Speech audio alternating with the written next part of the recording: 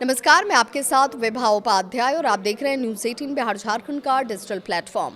अगर आप भी रोजाना यूपीआई, नेट बैंकिंग या मोबाइल वॉलेट के जरिए पेमेंट करते हैं तो ये खबर आपके लिए बेहद ज़रूरी है। अगले महीने यानी कि 1 अप्रैल से डिजिटल ट्रांजैक्शंस करने का तरीका बदलने जा रहा है। भारतीय रिजर्व बैंक ने ऑनलाइन फ्रॉड को रोकने के लिए नए और सख्त नियम लागू करने का फैसला किया है। इन नियमों के लागू होने के बाद किसी भी डिजिटल पेमेंट को पूरा करने के लिए अब पहले से ज़्यादा सुरक्षा जांच से आपको गुजरना होगा। दरअसल पिछले कुछ सालों में देश में डिजिटल ट्रांजैक्शंस की संख्या तेजी से बढ़ी है।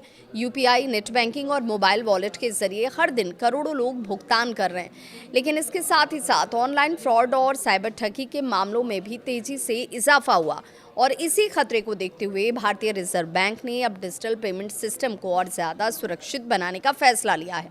आरबीआई के नए नियमों के मुताबिक अब सभी डिजिटल ट्रांजैक्शंस के लिए 2 फैक्टर ऑथेंटिकेशन यानी कि 2FA अनिवार्य होगा। सरल भाषा में अगर इसे समझें तो अब किसी भी ऑनलाइन पेमेंट को पूरा करने के लिए आपको 2 अलग-अलग चरणों में अपनी पहचान साबित करनी होगी। यानी अब सिर्फ एक पिन या फिर एक क्लिक से पेमेंट पूरा नहीं होगा। उदाहरण के लिए अब समझिए कि अगर आप यूपीआई या नेट बैंकिंग के जरिए पेमेंट करते हैं तो पहले चरण में आपको अपना पासवर्ड या पिन डालना होगा और इसके बाद दूसरे चरण में आपको ओटीपी, बायोमेट्रिक या किसी अन्य सुरक्षा सत्यापन से गुजरना पड़ सकता है। इसका मकसद ये सुनिश्चित करना है कि ट्रांजैक्शन वास्तव में उसी व्यक्ति द्वारा किया जा रहा है जिसका ये अकाउंट है। आरबीआई का ये मानना है कि 2 फैक्टर ऑथेंटिकेशन लागू होने से डिजिटल फ्रॉड के मामलों में बड़ी कमी आ सकती है, क्योंकि अगर किसी के पास आपका पिन या पासवर्ड भी पहुंच जाए तब भी बिना दूसरे सत्यापन के वो पेमेंट पूरा नहीं कर पाएगा।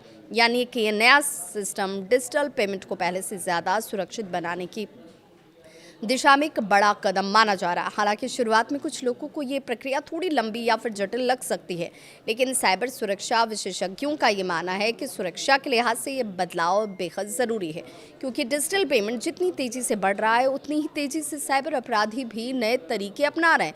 ऐसे में अगर आप भी यूपीआई, नेट बैंकिंग या मोबाइल वॉलेट का इस्तेमाल करते हैं तो 1 अप्रैल से डिजिटल पेमेंट करते समय थोड़ा अतिरिक्त समय आपको और अतिरिक्त सुरक्षा चरण के लिए तैयार रहना होगा, क्योंकि अब डिजिटल ट्रांजैक्शन पहले से ज़्यादा सुरक्षित होगा, लेकिन उसे पूरा करने की प्रक्रिया थोड़ी सी ज़रूर बदल जाएगी।